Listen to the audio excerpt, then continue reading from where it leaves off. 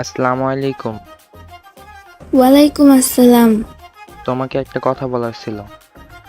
হ্যাঁ, বলো। আসলে আমি তোমাকে পছন্দ করি। I love you.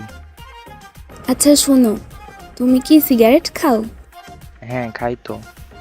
ছাড়তে পারবে? না। তুমি কি মদ খাও? হ্যাঁ, খাই।